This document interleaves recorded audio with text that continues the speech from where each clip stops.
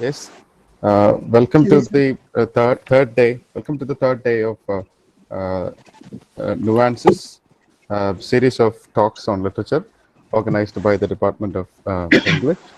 I request Chithra T.J to introduce today's speaker, Kaikasi V.S. Good morning, all, and welcome to the third day of Nuances, a series of talks on literature organized by the Department of English, Government Sanskrit College, Pattambi. Today we have Ms. Kaikasi V.S., Assistant Professor, Department of English, University College, Thiruvananthapuram, as our RP resource person, and she is going to talk on the topic Globish, the impact of reading in English. And she is actively involved in teaching English and language and literature for the past 9 years. And she's the recipient of the prestigious Best Young Educationalist Award, instituted by the Rotary Club International in the year 2015. She has also, to her credit, several articles, both in English and appeared, uh, she has five paper preparations, both national and international, and has also been invited to several lectures and training programs. She has also published a number of articles in the field of literature, sociology, and her area of research is Indian mythology, and she is equally interested in translating little works from her mother. She is also an accomplished creative writer and bilingual translator, and her poems have appeared in several national and international collections, including the Poetry of Flowers. She has also contributed to Indian literature, the bi-monthly journal published by Sahitya Akademi. In 2017, she was awarded Most Inspiring Teacher in the category of hobby, instituted by the New Indian Institute. And she is a female member from Kerala who received this honor. We are so honored to have you here. And on behalf of the Department of English, SNGS College, Pattambi, I welcome Ms. Kaikasi V.S. Also, a warm welcome to all the participants, students, teachers, research scholars, and my dear colleagues in this lecture. Welcome all once again. Thank you.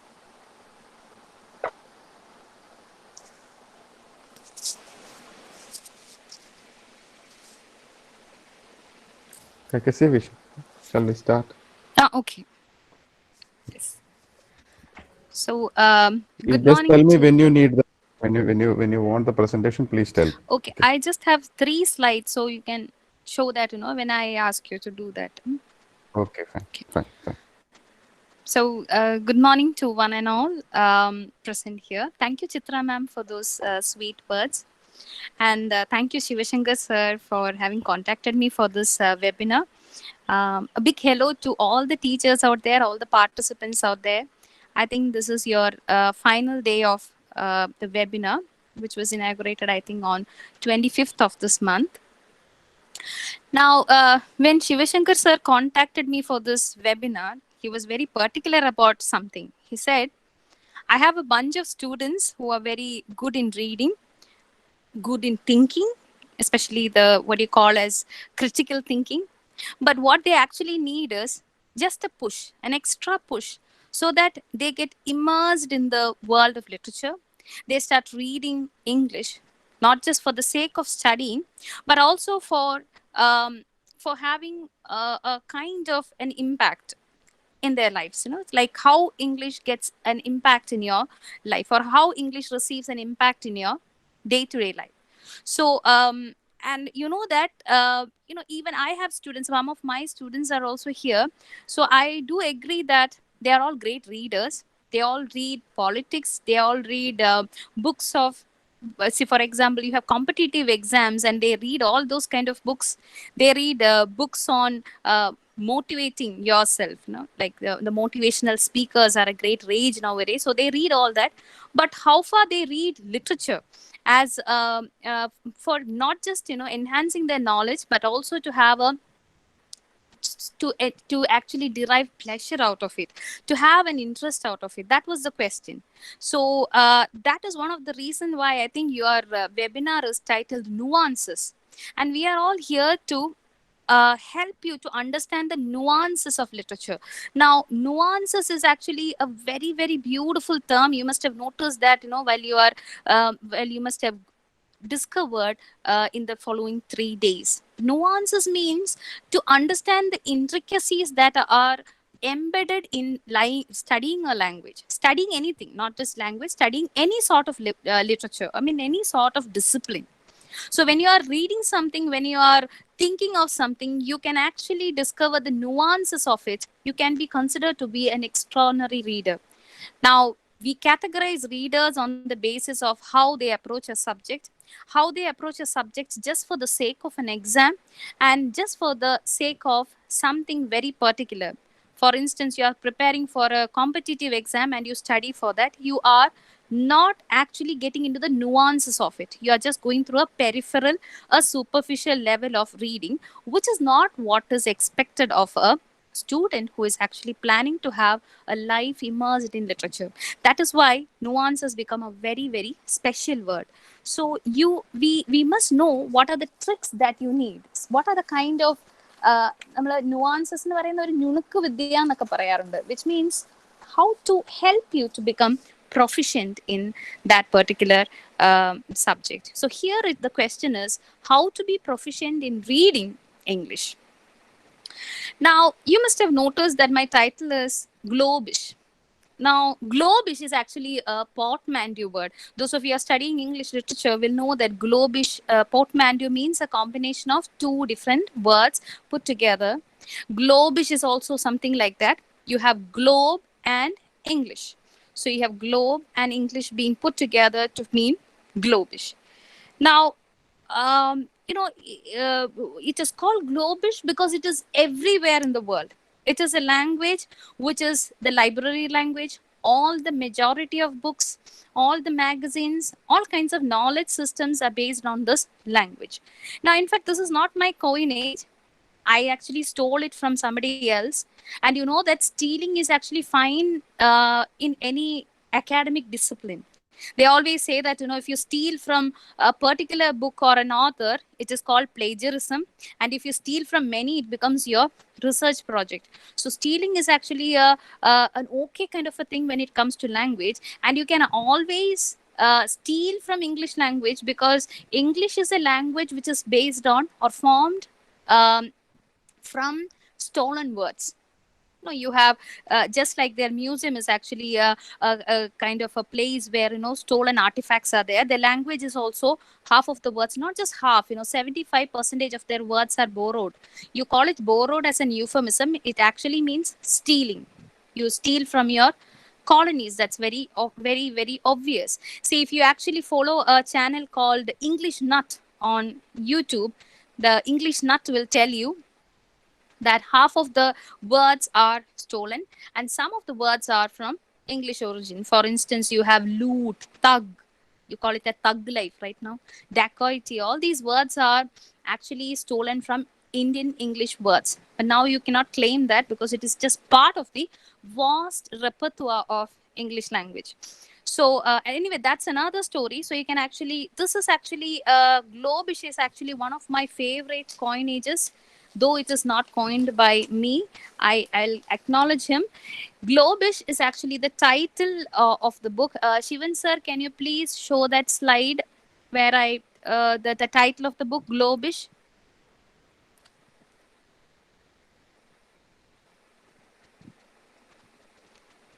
Is Globish, Shivan sir?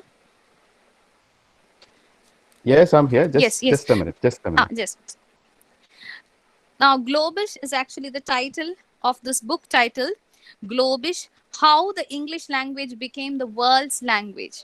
It's written by a gentleman called Robert Makram, who was intrigued by the fact that how is that a small language, I mean, a small language in the sense a language which is part of a small island like England, became a global phenomenon. How did it become such a what you call all expansive, all pervasive language? See, if you look at the geography of England, you find that England is actually a small island nation, and which is surrounded. I mean, island means it's surrounded by waters, and nobody actually thought of English becoming such a kind of what you call force that will actually control half of the world at one point of time, especially in the 19th century. So, a small island and its insignificant language spoken by a group of people has now conquered half of the world.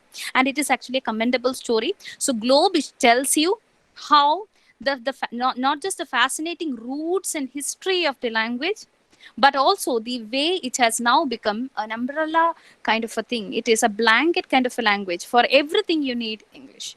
So that is why you will hear people talking about you don't want English. There are people who say that it's just another language. It is as good as learning your mother tongue or something like that. There are so many narratives which are against, and also you have hardcore nationalists who believes that we shouldn't be endorsing English as a language because it was a language of the colonist.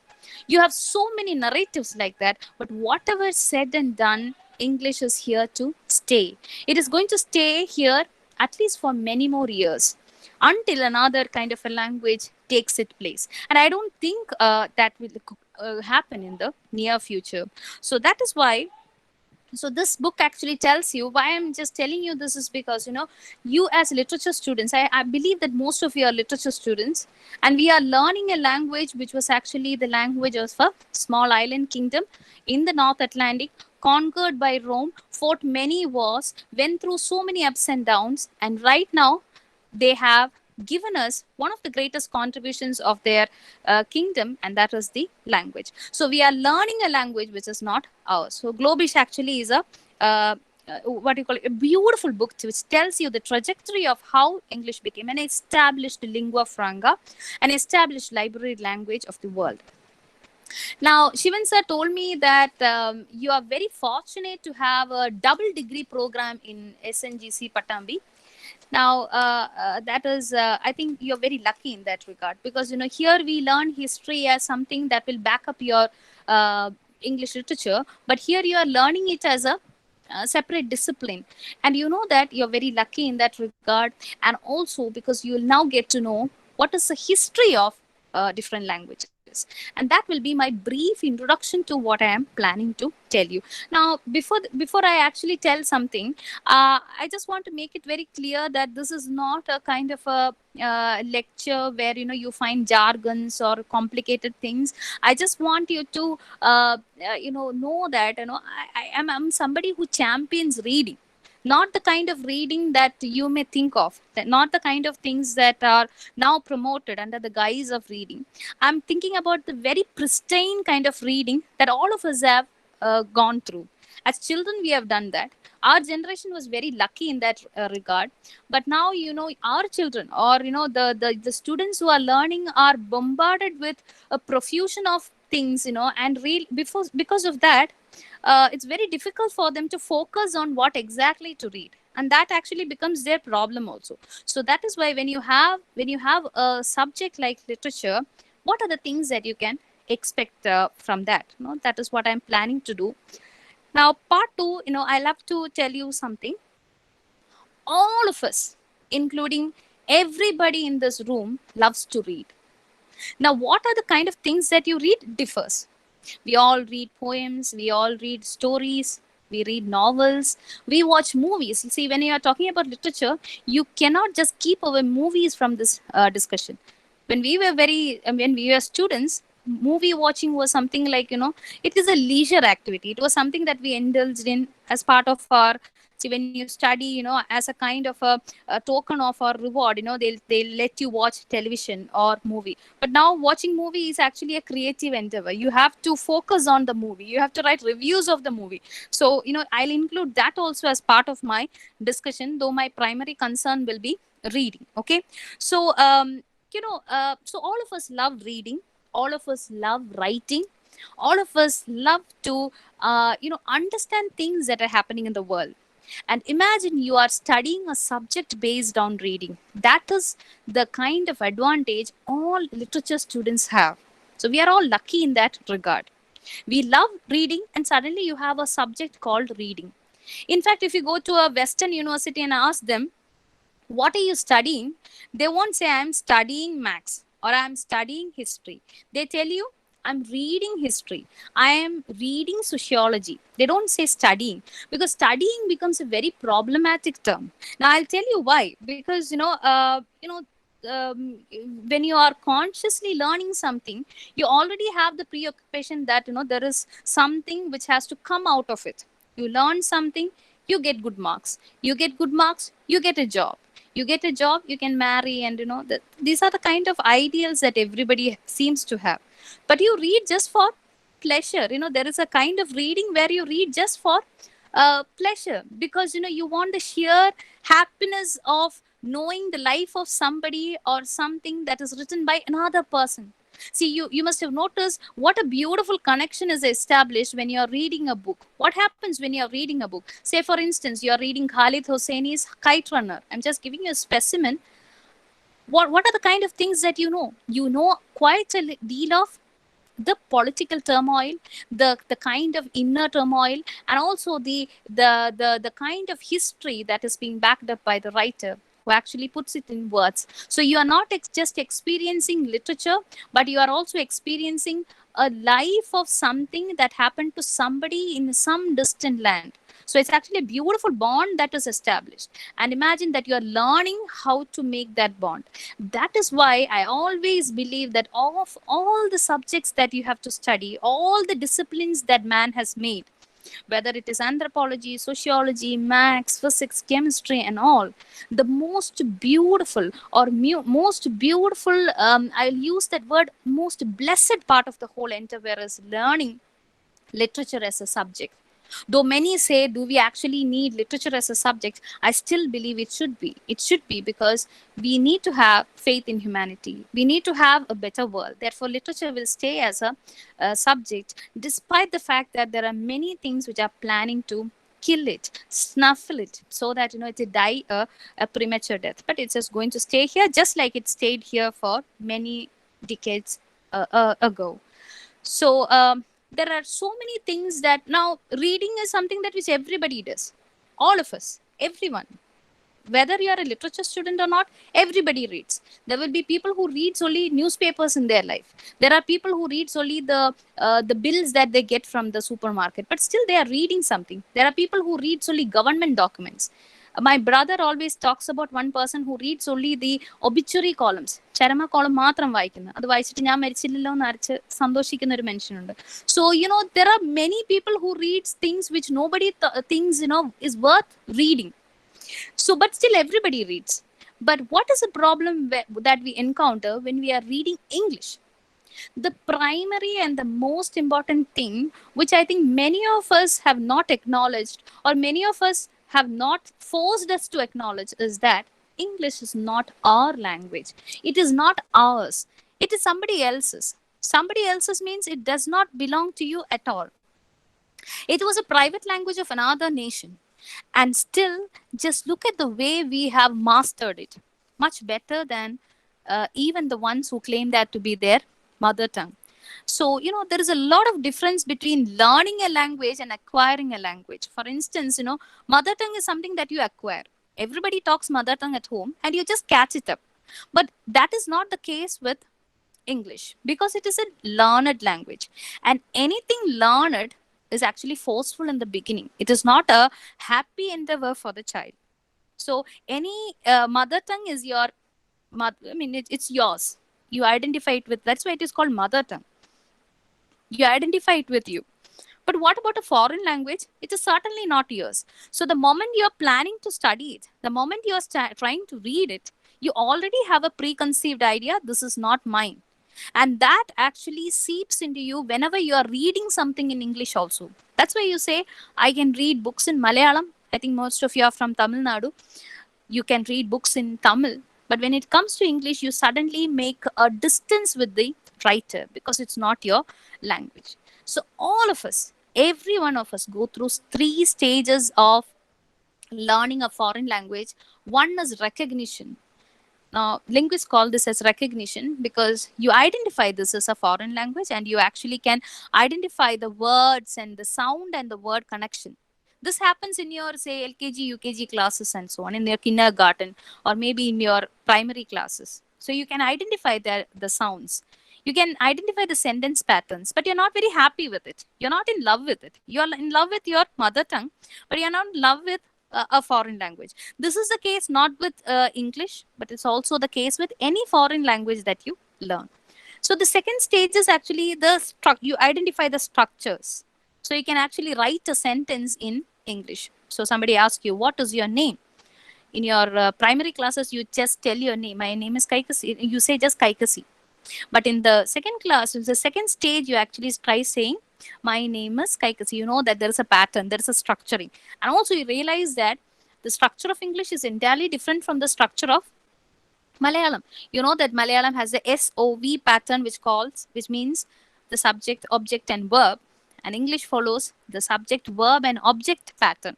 So you understand all that. You know that there is a structural difference. So that's the second stage, and the third and the vital stage is the interpretation stage, where you are no longer very conscious of the fact that you are learning a foreign language, but you can actually start thinking in English. Only when you start thinking in English, you can be called as somebody who is proficient in language. So, how do you actually make a distinction between somebody who is proficient in language and somebody who knows language? Somebody who is proficient in a language always thinks in their that particular language. Now, you don't actually think consciously when you are speaking Malayalam, do you? Or Tamil, for instance. But you're very conscious when you are speaking in English, because for the simple and for a very very acute reason, that is not ours. So whatever is not yours, it's not your problem. So you're doing, actually we are all doing a great job in that sense, because you have mastered a language or are trying to master a language which is not ours, which is something which is not which you are not engaging in a daily basis. For instance, you know language, you are in love with English, but where do you converse in English? Where do you get a chance to talk in English other than your classrooms? Of course, in your classrooms also, that actually creates a kind of a divide. Just imagine talking in English. I still remember in my school there was once a rule that you must all speak in English, and suddenly all our friendships came to a halt. Nobody wants to communicate. We just smile at each other. We used to pass chits in Malayalam, but never open our mouths. So the teacher tells us or asks us questions like, why are you not talking? And immediately they'll say, we suddenly have nothing to speak, teacher, because English has become a barrier there. Now, because the feel of talking in your mother tongue is not the kind of same feeling that you get when you are speaking in English. And imagine going to your home and speaking in English. Just imagine going home and asking your mother, oh dear mother, can you please give me a cup of tea? I think your mother will be very happy that you've mastered the language, but still the bond is actually gone. You cannot say these kind of things in your domestic scenario either. So it only works in the academic. Or imagine going to a shop and asking for things. Can you please give me a kilo of cabbage or cucumber? No, it's very difficult to actually do that. So where does it work? In fact, it works only in the academic scenario, and that is one of the reasons why create the habit. I always tell my students, which I don't think that they are practicing, because they still believe in the kind of this Nanban syndrome. I think most of you know that Tamilians will know that what is the Nanban syndrome, the bro syndrome, the kind of the friendship that is created when you use your mother tongue. So it doesn't work in that way also. So it only works in the academic scenario, and it's absolutely necessary in that sense also. Okay. So I told you that we are learning a subject which is not ours. I mean, a subject in a language which is not ours. And there are different kinds of reading, including reading for pleasure, for knowledge, for so many reasons. But to make a kind of a life out of it, to have a life which is immersed in English, and a life which is based on English language and literature, means you have to make an extra effort. And I'm going to tell you what is that extra effort. Now, reading literature as part of a program, for instance, your degree program or a PG program, is very different from reading it for enjoyment. For instance, think of all the books that you have read as part of what you call just because you just want to read it. Think of your Kalikurukas or your Balaramas as child. Then actually you start reading a higher order kind of books. You are not very conscious of it that you are learning. You're just reading for pleasure.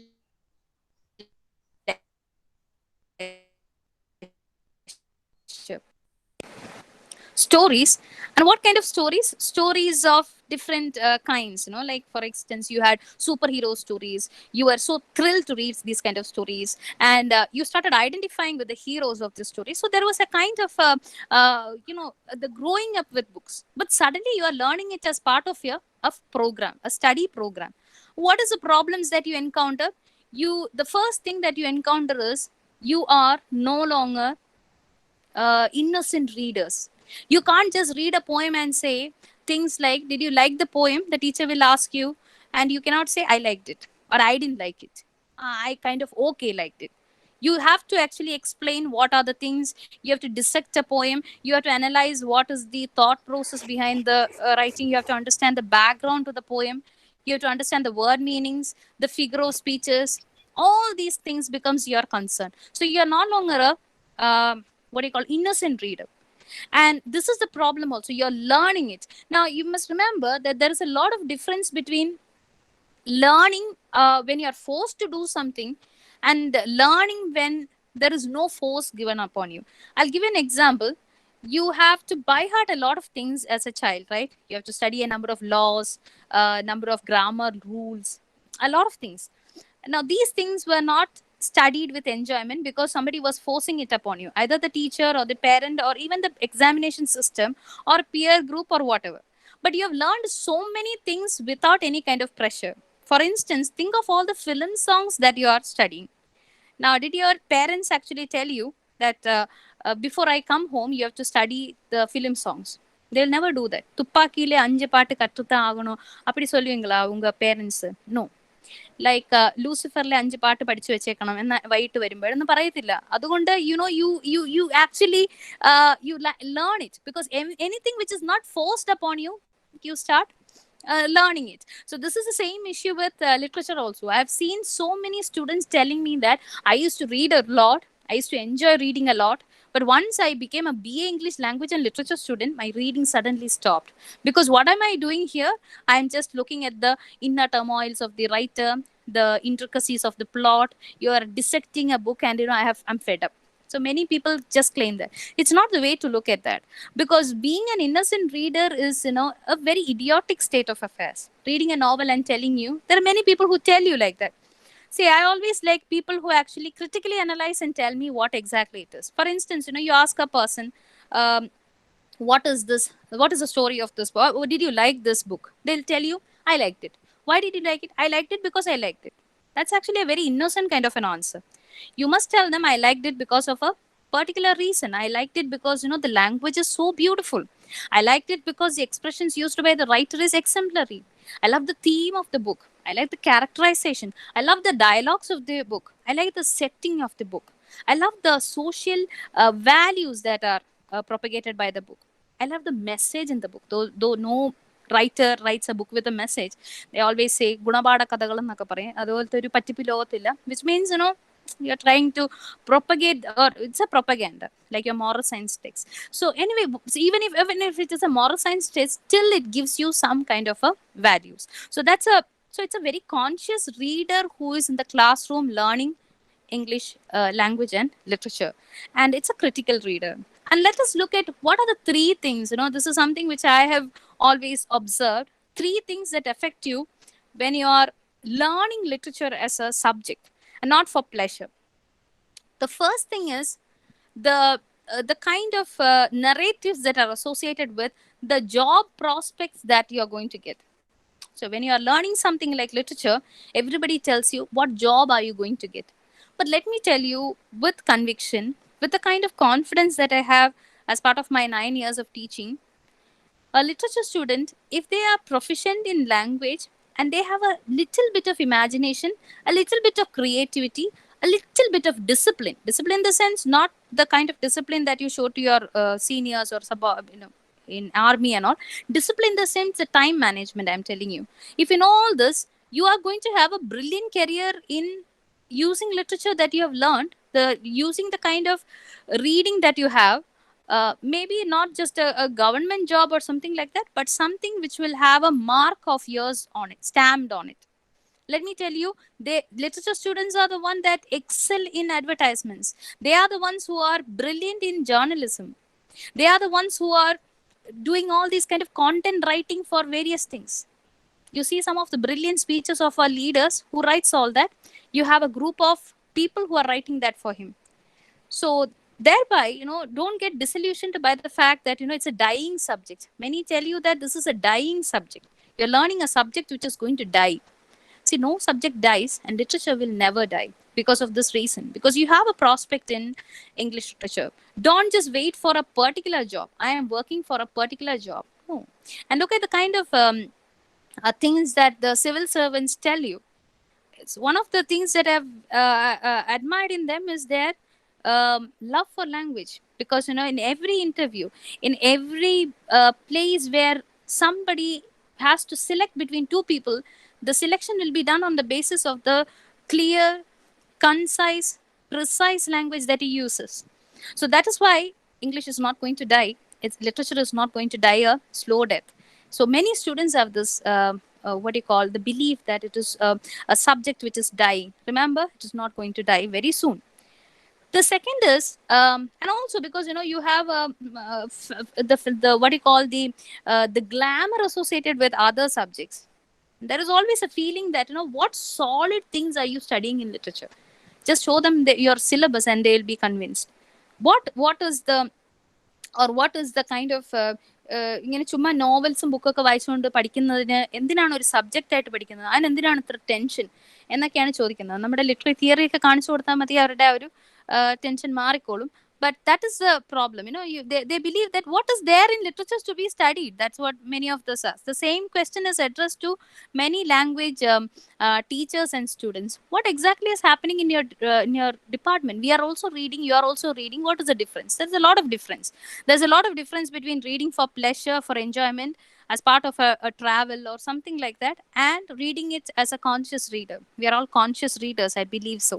So it's not going to die a slow death, a burning death. It is still going to stay. The second reason is the impact of the screen. Now, I really don't know, especially after our COVID pandemic, I think the mobile phones have now become great saviors. The same people who said that mobile phones should be banned in schools and colleges, there was in fact in one of my colleges there was a squad for finding out how many of them had mobile phones in their hands. And now mobile phones have become so, what do you call, almost like a god. നമ്മളെപ്പോഴും പറയുമല്ലോ, മുതലാളിത്തത്തിന്റെ കാലഘട്ടത്തിൽ മതത്തിനെ replace ചെയ്ത് വരുന്നത് ടെക്നോളജിയാണെന്ന്. It's almost like that. Technology has replaced what religion had done in the past, and you find that's one of the reasons why mobile phones ആണ് ഇപ്പം നമ്മൾ gift കൊടുക്കുന്നത്. Like government തന്നെ ഏറ്റെടുത്തിന് ഇപ്പം മൊബൈൽ ഫോൺസ് ഗിഫ്റ്റ് ചെയ്യാൻ പോവാണ്. കാരണം mobile ഫോൺസിൽ കൂടെയാണ് ഇപ്പൊ ടീച്ചേഴ്സിനെയും കുട്ടികൾ കാണുന്നത്. So but that's a different story. I'm telling you the impact of the screen is very much on you, because it's you find out certain easy ways of reading. You read a summary, you read a gist of the novel, and you say that that's enough, because that is what we can do in a cyber infested in a time when cyber space has infested into our lives, and it has invaded into our privacy in such a way that it's very difficult to say no to it. You cannot say no to it. Say we are seeing each other only because of technology. It's only because I have a mobile phone and you have a mobile phone or a laptop. So the impact of the screen is very, very pervasive, and as a result, people always find it very difficult to have a fruitful kind of a reading session, because you're always concerned about who sends you a message. All the kind of communications take place through your mobile. There is so much of material in the cyberspace, in the internet. So before you read, you can read a summary of it, things which were not heard of at one point of time. So that is why the impact of the screen is there. That is also taking away the pleasures of reading. And the third one is your syllabus. No, I shouldn't be telling you all this because I am also part of a system where syllabus is very important. But look at the kind of things that you're learning as part of the syllabus. It is at the same time vast, and at the same time it is constrained. So, for instance, I'll tell you an example. In your syllabus, you have Hamlet to study. Imagine that you have Shakespeare's Hamlet as part of your prescribed syllabus. Now, if I ask a student why is it prescribed, they'll give you a funny answer. They'll tell you they have Hamlet in the syllabus because we want to understand what Hamlet is. That's not the answer. In fact, Hamlet is actually a representative work that is inserted into your syllabus so that you become interested in the other works of Shakespeare. So once you read Hamlet, you naturally should know, oh, this is Hamlet. There are 3 more tragedies left. Let me study that. Let me read that. And you go on to that. Then you know that Shakespeare has not just written tragedies, he has written comedies also. And you actually start reading comedies. And when you start reading comedies, you become interested in histories. And see, now you know quite a lot about Shakespeare. This is what is intended when something is being inserted into your syllabus. But unfortunately, what happens? You learn Hamlet and you think that this is all that Shakespeare can offer you. And sometimes even that doesn't happen. You don't even know Hamlet. Hamlet എന്താണെന്ന് ഞാനൊരു വൈവയ്ക്ക് പോയി ചോദിച്ചപ്പം ഒരു കുട്ടി പറഞ്ഞത് Hamlet ഭയങ്കര ട്രാജഡിയാണ് മാം. അതെന്താണ്? അവസാനം എല്ലാവരും മരിക്കും, അതുകൊണ്ട് ട്രാജഡിയാണ്. Now it's a very funny way of looking at a play like Shakespeare. I mean, though it's the reality, that's our syllabus. What is it doing to our students? Because it is not giving them a chance to read and form their own observations. Before that, the semester just gets ended, and they move on to the next syllabus. And it's almost like that. ഞാൻ എപ്പോഴും പറയുന്ന ഒരു കാര്യമാണ്, നമ്മുടെ കുട്ടികളൊക്കെ തന്നെ first ഇയറിൽ വന്ന കുട്ടികളൊക്കെ ഇപ്പൊ പറയുന്നു നമ്മള് ആടൊരു ഭീകരജീവിയാണെന്ന് പറയുന്ന പോലെ, നമ്മൾ പോലും അറിയാതെ നമ്മൾ അടുത്ത സെമസ്റ്ററിൽ എത്തിയിരിക്കുന്ന ഷാജിയേട്ട എന്ന് പറയുന്ന പോലെയാണ്. Because it just moves like that, and they have to study all that in that very short span of time, which I think is a cruelty that we are doing to our children. And it's a cruelty on the part of the university, but I don't think that there is an alternate way around. Because we were very lucky in that sense, because we are the pre-semester era. We just leisurely learned so many things. We read books, just lying down and reading and stopping and thinking and all those things, and writing our own personal notes. And these things have come handy when when you become a teacher also. But I'm sure that these luxuries are denied to our students who are just making a fast pace out of everything. So they know so many things much better than all of us, but how comprehensively they know them, or how intrinsically they analyze them, or how they are bonded with the subject. So when you say that I am a literature student, how many of you have that pride in you? That's a different question. That is something that which we cannot offer you because of the kind of system that we are living in. So that is why, and it is so much a part of our civilization. Now, why we all love reading literature is because basically human beings love stories. That is why the moment somebody tells you, like the famous line in the movie Vikram Veda, "Oru kada sollattuma," the moment somebody tells you that, you just even I have noticed that in my class, the moment I tell them and kada parayate and parayumbo, their eyes just get lit up.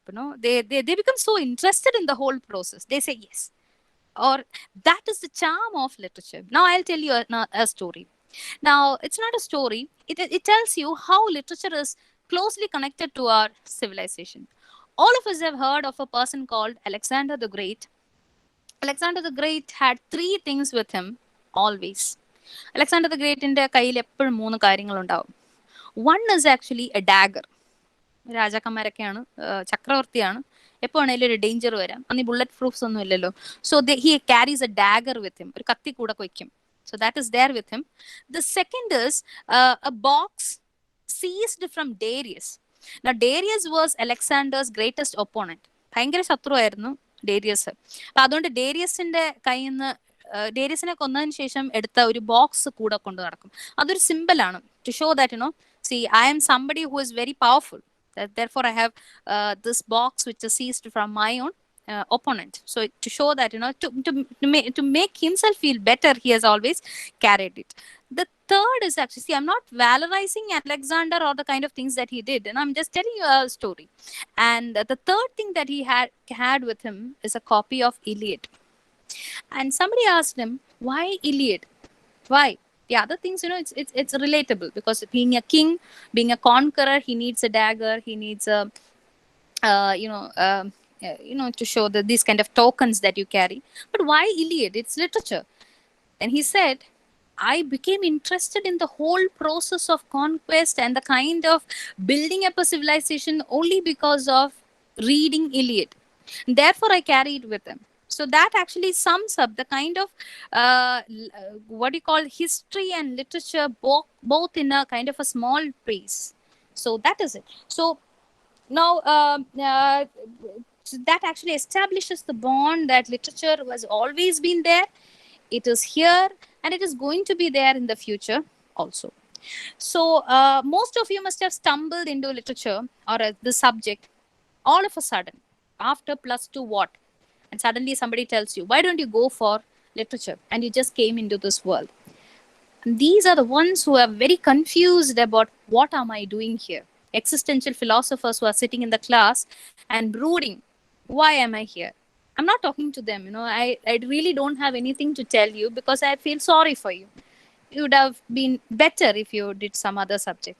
I'm talking about those students who actually felt, I must actually try my hand in studying something related to literature. I have something to tell you. Before embarking on a life or a journey which is filled in reading, teaching, writing in literature, just ask a few questions to you. One of the questions is, are you empathetic? It's very, very significant. What do you mean by empathetic? Empathetic means getting moved by something. Most of you, when watching a movie, what they do is they cry. They see your favorite hero being killed, you cry. And the person sitting next to you will tell you, ഇത് സിനിമയല്ലേ, ഇതിനെന്തിനാണ് കരയുന്നത്, ആ hero യഥാർത്ഥത്തിൽ ഇപ്പോൾ ഉണ്ടല്ലോ, ഇന്നലെയും കൂടെ നമ്മൾ T വിയിൽ സംസാരിക്കുന്ന കണ്ടതല്ലേ. ഇങ്ങനെയൊക്കെ പറയുന്ന മനുഷ്യരെ അപ്പം തന്നെ അങ്ങ് തള്ളിക്കളയുക. Because the reason is, when you actually watch a movie and you cry, you're doing actually a wonderful thing, because you are fit to be called as a sahrdaya, which means somebody who has these feelings within you, which gets a kind of an outlet when you're watching it. Aristotle and others have said it in theoretical terms. I'm not going to do the details of it. Somebody who has that innate sense of sensing what is happening, that feeling, that if you're somebody like that, you're fit to be studying literature. If you are somebody who feels that it's not my concern, why? Then you are not fit to be called. Say, for instance, when you are talking about the COVID pandemic, if you are moved by the plight of the migrant laborers, and you actually feels that this shouldn't have happened, you are fit to be studying literature. But if you say that that is not my concern, it's not my concern, you're not fit to be studying literature. So literature means a sense of what you call understanding things which happen to somebody else also. For instance, if you are watching a movie like, I always give this example nowadays. If you're watching a movie like Aditya Varma, which is actually a remake of a film called Kabir Singh. So when you're watching it, if you watch it and you feel that that's fine, the movie is wonderful, there is something wrong with you. If you actually start equating abuse as love, there's something wrong with you. So when you watch a movie like that, when you see something like that, and when you're reading something like that, and you actually start making or forming suggestions, making connections, making kind of critical observations, you are fit to be called a literature student. You just watch it and come back and say that it's just for time pass, it's just for making my boredom while away, then you're not fit to be called a literature student. So a literature student always have this innate capacity to contain emotions and channelize emotions at the right times. And if you can do that, you are right. You're in the right track altogether. Now, another thing is, being sympathetic doesn't mean that you're crying all the time, or you are worrying about it. You must also have a beautiful way of expressing that also, through writing and also through speaking. You are again fit to be called a good literature student. So it's like reading literature is almost like standing on a path, on a particular level, and getting stumbled over to another world. Like, you must have all studied a novel or read a novel called Chronicles of Narnia, which is made into a movie, where, the children actually opens a wardrobe and they move to the world of Narnia. Like Alice in Wonderland, she falls into the rabbit hole and reaches another world. Reading literature is also like that. You fall into a rabbit hole. You fall into a place which is magical. A literature student is always concerned with the magic of words. And if you are fascinated by words, you are fit to be called a literature students. So now, that will be the second part of my lecture. I'll just quickly wind it up also. Now, so they asked me things like, okay, it's wonderful to know that, എനിക്ക് sympathetic ആയിട്ടുള്ള heart ഉണ്ട്, ഞാൻ സഹൃദയനാണ്, ഞാൻ ബുക്കൊക്കെ വായിക്കും, എനിക്ക് words ഒക്കെ കണ്ടാൽ നല്ല രോമാഞ്ചം വരുന്നുണ്ട്. പക്ഷെ how do I begin? What is a way to begin? That's very, very important. So the first step is to recognize what constitutes a language, whether it is English or Malayalam. നമ്മളെയൊക്കെ പറഞ്ഞ് പറ്റിക്കുന്ന ഒരു കാര്യമുണ്ട്, language എന്ന് പറഞ്ഞാൽ കമ്മ്യൂണിക്കേഷന് വേണ്ടിയിട്ടുള്ള കാര്യമാണെന്ന്. ഞാൻ പറയും അതങ്ങനെയല്ല. കാരണം കമ്മ്യൂണിക്കേറ്റ് ചെയ്യാൻ നമുക്ക് ഭാഷയുടെ ആവശ്യമില്ല. കാരണം നമ്മൾ ക്ലാസ്സിലിരിക്കുമ്പോൾ പലതരത്തിലുള്ള കമ്മ്യൂണിക്കേഷൻസ് നമ്മൾ കാണാറുണ്ട്. കണ്ണുകൊണ്ട്, കൈ കൊണ്ട്, ജസ്റ്റേഴ്സ് ഉപയോഗിച്ച്, ഹോൾ ബോഡി കൊണ്ട് കമ്മ്യൂണിക്കേറ്റ് ചെയ്യാൻ അങ്ങനെ ഭാഷയുടെ ആവശ്യമില്ല. മൊഴി സിനിമയിൽ പറയുന്ന പോലെ മനിതർക്ക് മൊഴിയെ തേവയില്ല എന്നാണ് പറയുന്നത്. Which means you don't need a language to actually communicate. You need a language to communicate in a very comprehensive manner, in actually an effective manner.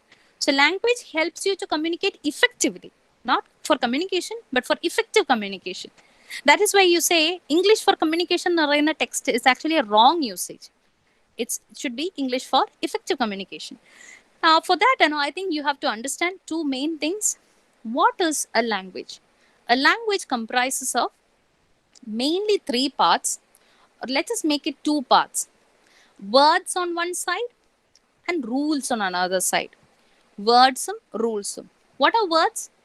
Basic structure of a language depends upon words and how we arrange it. That is words. And what is rules? The systematic rearrangement of words. You call it as grammar. People are so scared of grammar, but it is only the way in which a language is arranged. And the third thing is how you articulate in that language. Every language has these three elements: English, Malayalam, or Hindi, or Tamil, or Telugu. Everything follows this pattern: words, rules, and pronunciation.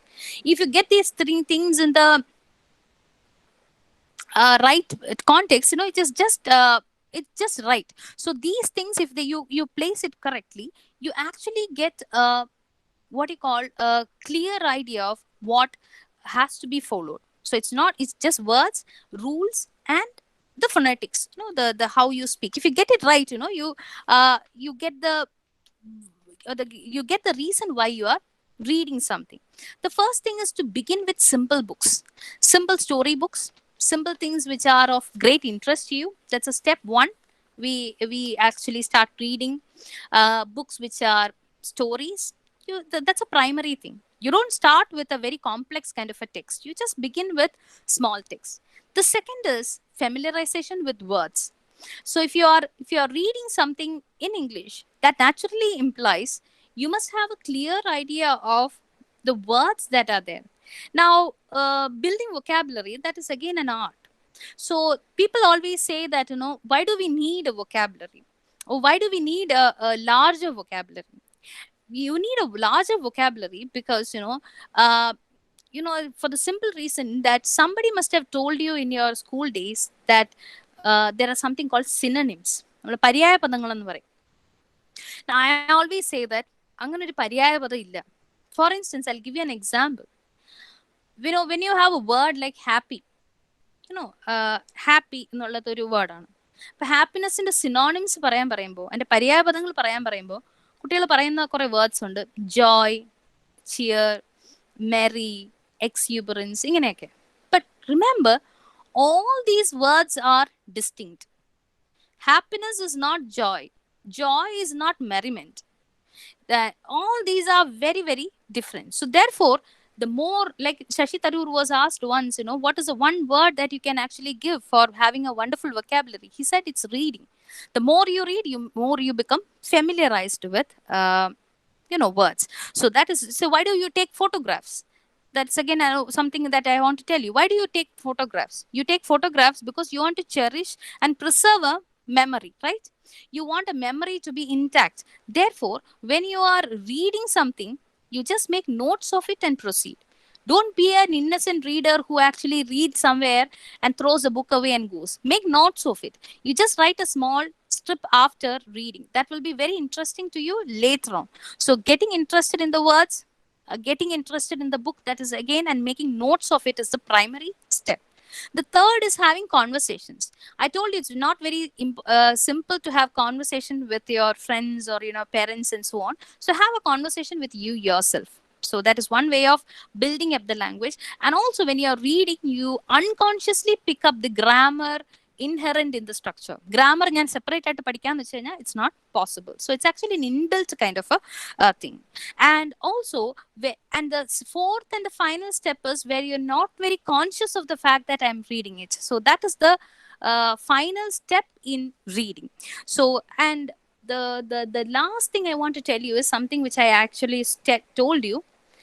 You are one generation who are greatly impacted by the screen. Remember the impact of the screen. And there's a writer called Nicholas Carr.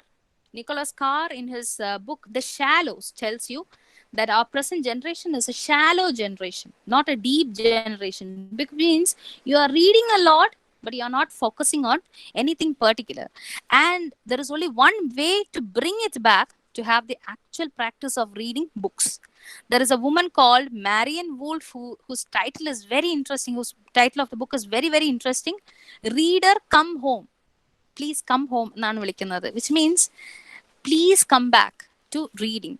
There is no other way of what you call compacting this all importance, or what you call all pervasive importance of the screen. So reader, just come home. She beckons, she tells, why don't you read books? That's the only way in which we can compact all this. Now it is a active process, and I've just numbered some of those things.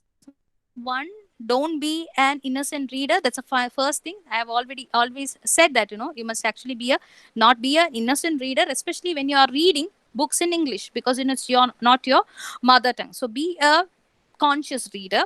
Then look at the narration. Just look at the way how the story is narrated.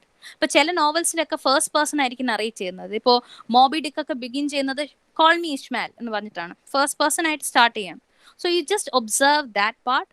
Then look at the characterization. See, every human being is different, and therefore every story is also different. So look at the way characters are being formed. Make a note of it. The next is look at the story that is mentioned. If there is no story, write that also. You have to write it down. Whenever you are reading something, you have to write all this down in part of your what you call a big repository of reading. Then you must also look at whether there are some interesting things associated with the novel, like the interior monologue. ഇപ്പൊ Ulysses എന്നൊക്കെ പറഞ്ഞ നോവലില് ഒരു മനുഷ്യന്റെ ഒരു ദിവസത്തെ ചിന്തകൾ മാത്രമാണ് record ചെയ്തിരിക്കുന്നത്. അപ്പൊ അങ്ങനെയാണോ ഞാൻ വായിക്കുന്ന novel? Just note it down. പോയാണെങ്കിൽ അതും അങ്ങനെ തന്നെ. Look at the dialogues, look at the speech patterns. എന്തെങ്കിലും പഞ്ച് ലൈൻസ് ഉണ്ടോ? എന്തെങ്കിലും കോട്ടബിൾ ആയിട്ടുള്ള ലൈൻസ് ഉണ്ടോ? You have to just observe all that. Then, if there is irony in that, verbal or dramatic, we are all familiar with what irony is. You have to write all that. Then, look at the action that takes place in the novel. If there is no action also, that's fine. Then look at the way it is being set. For instance, if there is a novel called Italo Calvino's If on a Winter's Night a Traveler. Now, it actually tells you the process of going to a bookshop and buying a book. അതിന്റെ തുടക്കം അങ്ങനെയാണ്. ഒരു writer ഒരു reader book വാങ്ങിക്കാൻ പോകുന്നു, വാങ്ങിച്ചുകൊണ്ട് വരുന്നു, വായിക്കുന്നു, അങ്ങനെയൊക്കെ പറഞ്ഞാണ് നോവൽ തന്നെ തുടങ്ങുന്നത്. You become A subject in the novel that is being written. So look at the setting of the novel, the very strange patterns in which people have written books. Now look at the opening and the closing lines of the book. There are great opening lines. They say, mother died yesterday, all those beautiful lines, all happy families are alike, like Anna Karenina. There are Call Me Ishmael. It was a April morning and the clock struck 13. That's how 1984 begins. There are extraordinary opening lines. Just make a, or it was the best of times, it was the worst of times, as Tale of Two Cities begin. So you can just make a note of all that while you're reading. And also you look for symbolism. It's something very evident in some cases. For instance, if you are reading a novel like Purple Hibiscus, you have the red and the white symbolisms. So just make a note of this while you are reading it. And the final thing is having your own responses. This is what I feel about the novel, and this is the only way in which you can actually penetrate into something which is the habit of penetrating into um a language, or books written in a language which is not yours. Now, why it is important to learn literature, I'll conclude with that note. It teaches you life. It teaches you life of people in various other parts of the world. It tells you how to be sympathetic towards somebody who is in another part of the world, somebody who is going through a series of mishaps and miseries, or even happiness. Literature is not all about tragedies, okay? It's also about fun. You read PG Woodhouse's novels, I mean books, you will laugh and die of laughter. So it's also about being funny.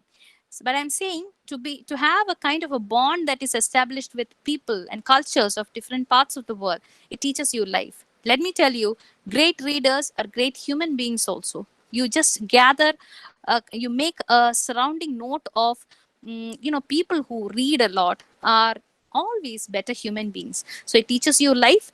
Then that's why they say that literature is actually a slice from life. It also expands our horizon.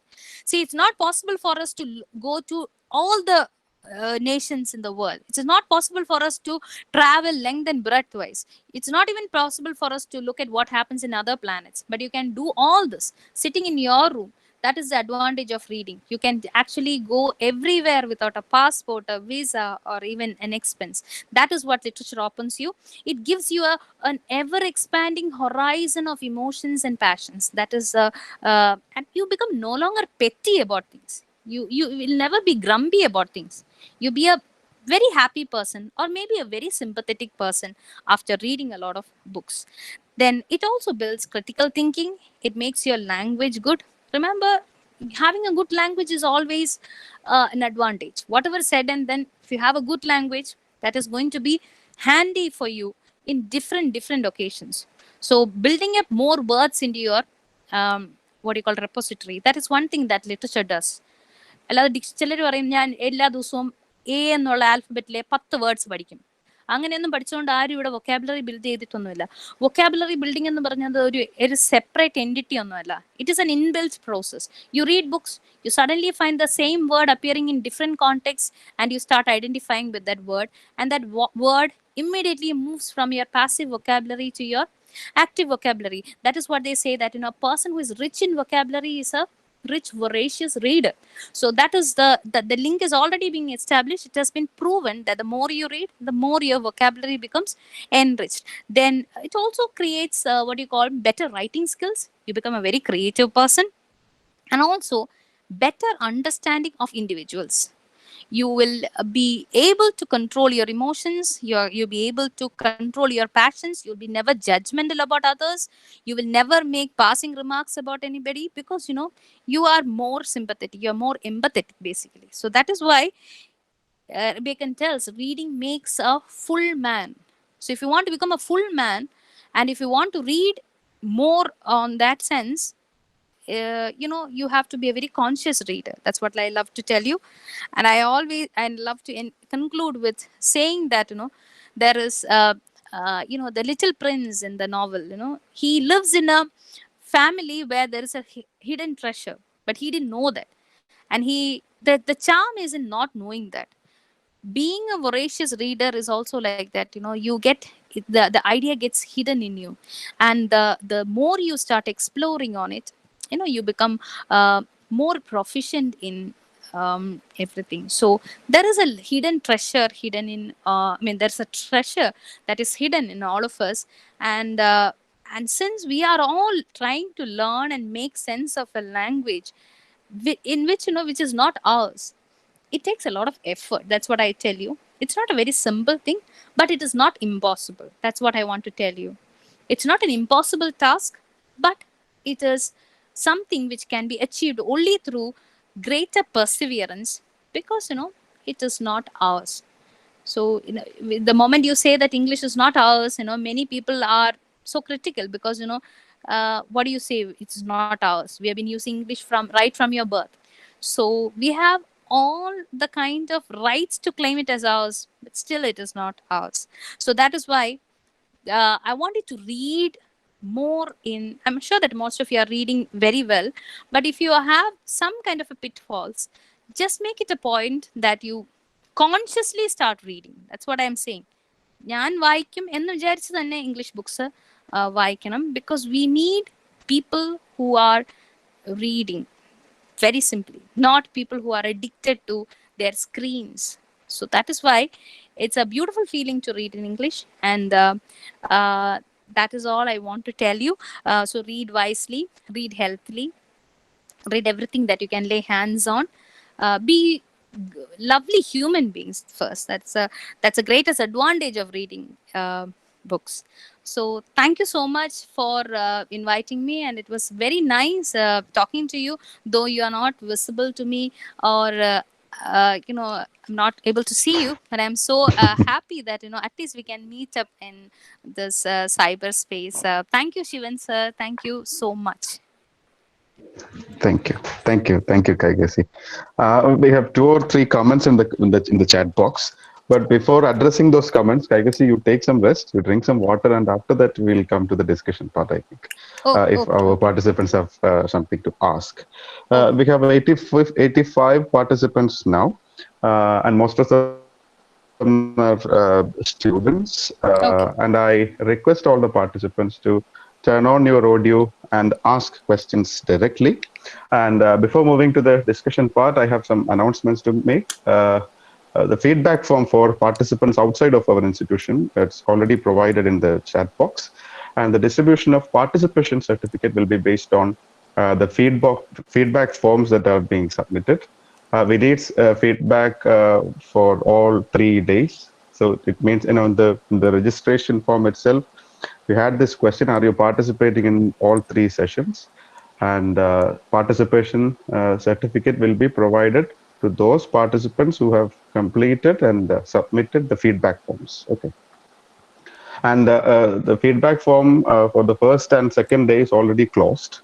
Now the third day's, when the last day's session, the last day's feedback form is provided there, and this is the last day of our program. This was the in fact, Kaikas, it was our head of the department, Sija H, who asked me to contact you, and we had a different plan. We wanted you to talk on theories or something. I think that was Sija teacher's plan, but later we talked, and as you said. This and this turned fruitful, I think.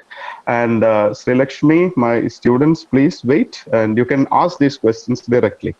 Um, so these are the announcements I have, and this is the last day, and we will go through the feedbacks and comments received from participants.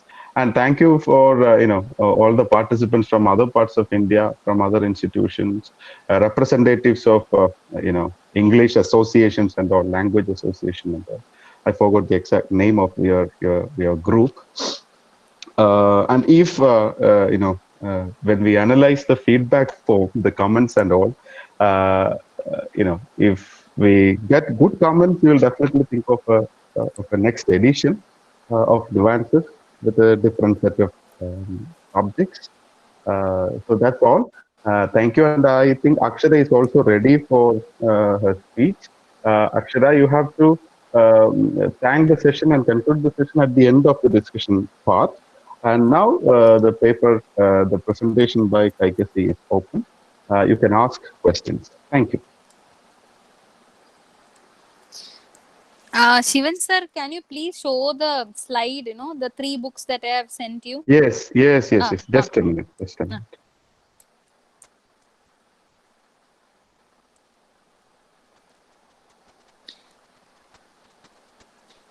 See, are there any participants from Tamil Nadu here?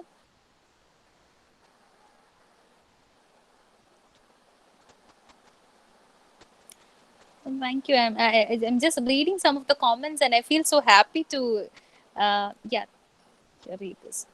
Is there anybody from Tamil Nadu here? Yes, yes, yes. We had participants registered from Tamil Nadu. I just want to tell all those Tamil Nadu students, Tamil is one of my favorite language. I learned Tamil because I just wanted to learn it. Muppal நாள்களில் தமிழ் கற்றுக்கலாம். I learned it from that, and I must tell you that it's such a beautiful language. I'm a great fan of Tamil movies and songs also.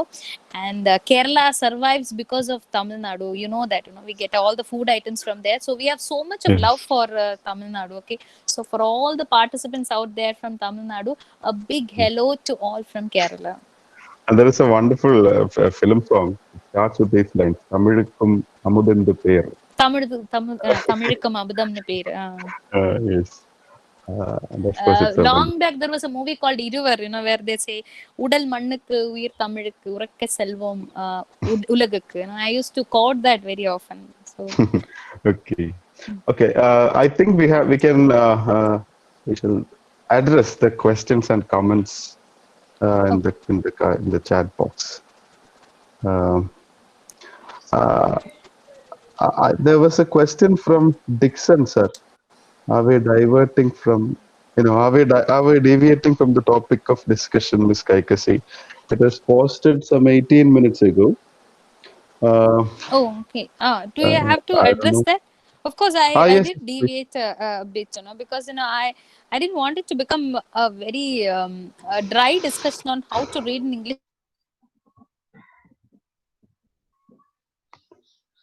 We have a connection issue there. I am just looking at the very humane side of being a reader who can, you can actually start reading in English. See, this is not for, I'm sure that none of them are from. Yeah, I think sir wants to talk. I think Dixon sir, you can please.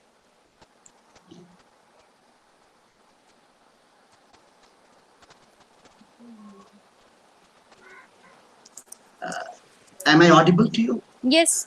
Yes, yes, you're audible. Good morning, everyone. Good morning, everyone. I have been attending these seminars for the last 3 days, and it is so fantastic. All the young scholars, Miss Raki, Neeta, and of course Miss Kaikasi, because I'm an old hat.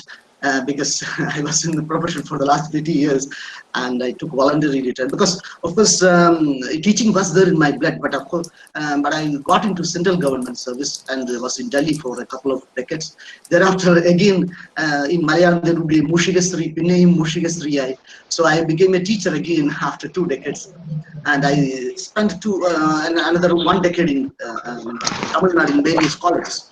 So what Ms. Kaikasi told, because towards the last part of your presentation, the whole reading, the topic came into live, and initially there was some deviation. That is why having left because that trouble, I also felt this trouble when I represented, on this webinars and all, because I used to deviate from the topic.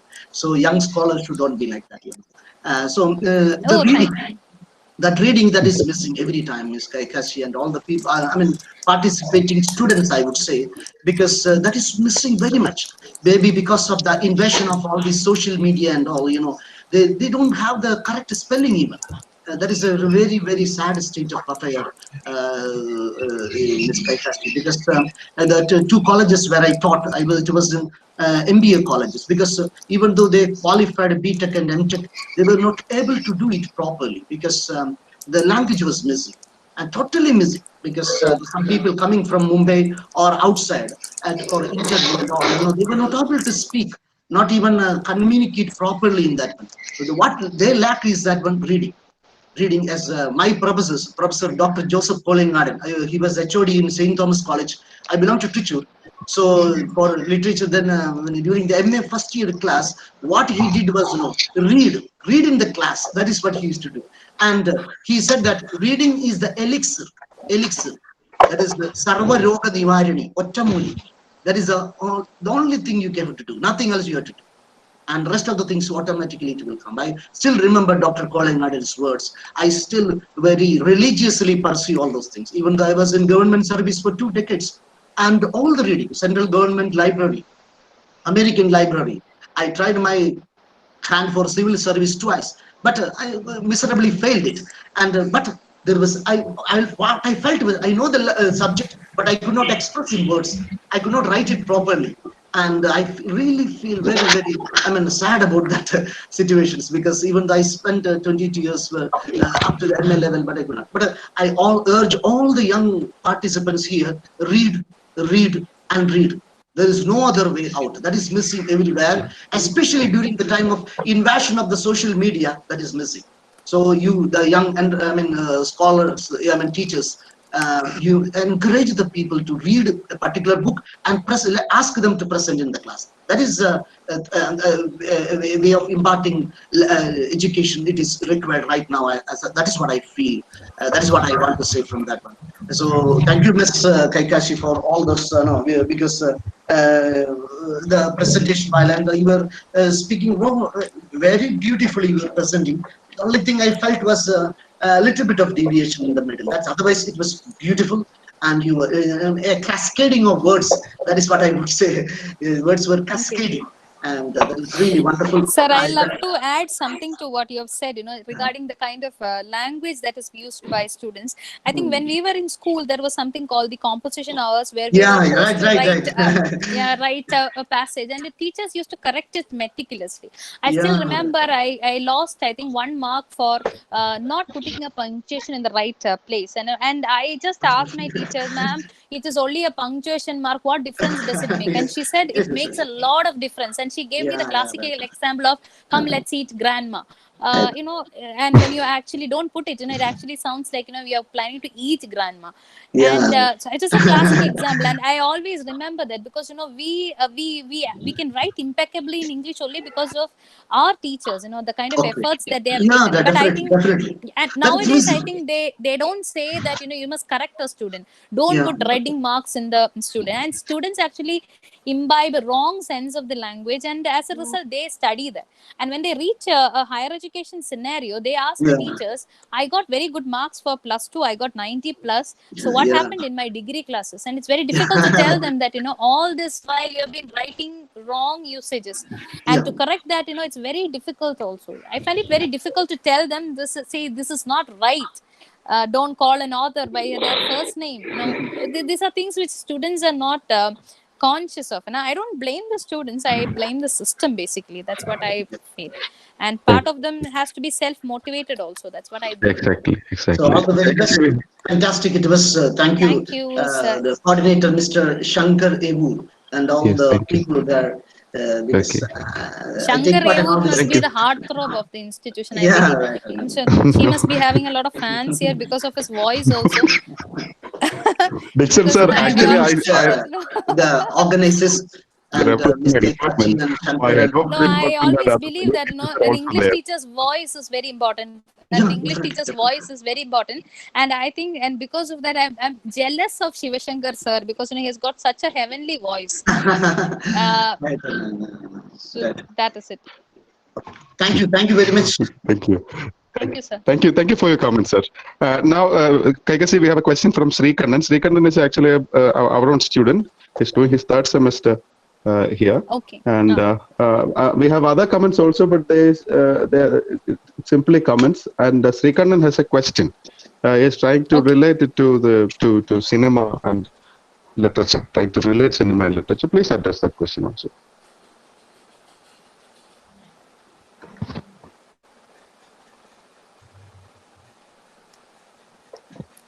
Sree, you can ask. If your net connection is proper, you can speak. Kaikasi, or else you can look at the message he has posted. Okay, let me see. Yes. Yes, I can read that. Ma'am, you mentioned about cinema, which was considered as a useless or just as entertainment, is now arrived into the main literary context. In your opinion, what all content like cinema would be important after some years or a decade?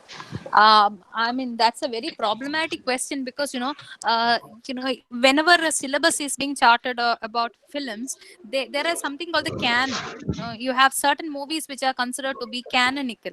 You have certain directors who are considered to be canonical, and as a result of this, you have some movies are for compulsory watching. For instance, if you are planning to have a syllabus where you have suspense as a genre, you naturally will have Hitchcock there. You'll naturally have to study, say, I mean, Dial M for Murder, or Vertigo, or something like that. So I'm not sure what kind of films can actually be part of this content driven cinema, but watching a movie is not as simple as it used to be at one point of time. For instance, I always wonder if a movie like Pokiri was released right now, things would have been very difficult, because there are so many misogynistic comments there, songs there, and so on, which I think would have been under scanner. So, but there are some movies which are what you call have a social message associated with them, and personally I feel that these kind of movies will make into the syllabus. So it's just a representative list that you get when you are making a what you call a syllabus like that. And it doesn't a syllabus doesn't cover everything. It's just a representative text that you have to study. And what I believe is that every movie should be studied or scanned by a personal judgment. When you watch a movie, just analyze it and make a note of it. So that's what I feel like. So soon, it's part of film. There is a subject called film studies. It's not just for entertainment. It is a serious endeavor, actually. Anything is a serious endeavor. So that's a one thing that I want to tell you right from the beginning. Don't be an innocent reader. No, don't be an innocent viewer also. That's it.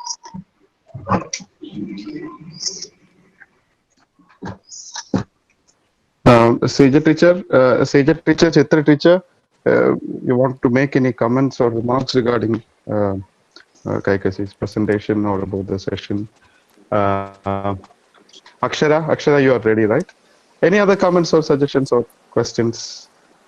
Okay, thank you. So that was the third day of Nuances, series of talks on literature, organized by our department, by the Department of English of Sree Neelakanta Government Sanskrit College. I'm just representing my department and trying to organize things. And I thank my department mates, Chithra T.J, Shashi Kumar sir, then Smita ji, and our head of the department, Sija H, for the support. And I also thank Santosh sir, Dr. H.K. Santosh, head of the department of Malayalam, for providing the online platform. And also thank Kaladharan of Statistics Department, head of the Department of Statistics, and Alikuti C of Malayalam Department for arranging or for giving us this technical support.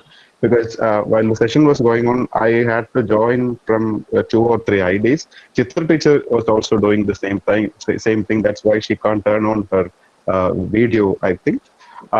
So this is the last day. With this, we end Nuances Series 1.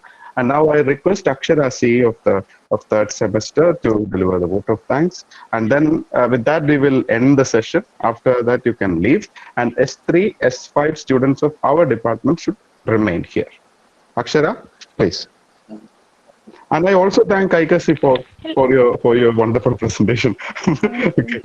Really thankful to you are trying to bring in the impact of reading, and I think my students have understood the impact of reading, the significance of reading, and because in the last 2 days, the comments from our students was actually minimum, but today it is increased. So I think questions will come when we go to our classroom discussions and all, and at that time I will definitely contact you, because my students will. Our students will also try to contact you, and we will discuss all those things after the session. And I'm really thankful. I hope you have a book club or reading club in your institution, which will be very useful for you to have this. A discussion club. We have that in University College. We have a book club where we actually discussed a book after reading it. All of us read and then go for a discussion. We try to do this, but as you said, the problem is that it's a semester system, and yeah, I know. And the other thing is that students who are interested in reading are interested in other things also. See, Yeah, that's for true. example, theater, Debates and in a debate, theater. and Yeah, all that's other true. things. Yes, yes, yes. Uh, NSS. Yeah, that's true. NSS, NCC, and all such activities. Mm. And I think we shall plan something after, you know, after this. Once the pandemic is over, mm, we shall try to do something like that. And thank you for that Deal. suggestion. And now I Yeah. request Akshara C to speak. Hello, sir. Am I audible, sir? Yes. Akshara, you can speak. You're audible. Okay. Good morning, respected dignitaries, teachers, and all my dear friends. On behalf of Sree Neelakanta Government Sanskrit College English Department, it's my immense pleasure to take this opportunity to propose vote of thanks to our eminent speaker, Kaikasi V.S., Assistant Professor, Department of English, University College, Thiruvananthapuram, who spared her time from a busy schedule to grace our third day of webinar Nuances, a series of talks on literature with an extremely relevant address on topic Globish, the impact of reading in English. The session was really wonderful. Your perspective of reading is really mind-blowing. And I personally feel that we'll get the real fruit of reading a literary work when we read it critically. The situations ma'am shared were close to me, and I used to face this many queries like, what will you get by reading a lot, and why you are crying by watching a movie. Be practical, and that points were really mind blowing to me. And also, you put a light on my perspective of cinema. I don't used to see that much of films and all. Then I convey my deep sense of appreciation and thanks to all the participants who chose to be live with us and attended the webinar with great enthusiasm and made this a successful event. Sincere vote of thanks goes to our organizing committee to conduct the series of talks which really inspired us to read aloud in a new perspective. Once again, I thank all of you who were present. Thank you. Thank you, Yes. Akshara, for those lovely words. Okay. Yes. So that is the end of our session. Chitra teacher, please turn off the recording button. And Okay, will do. thank you. Thank you.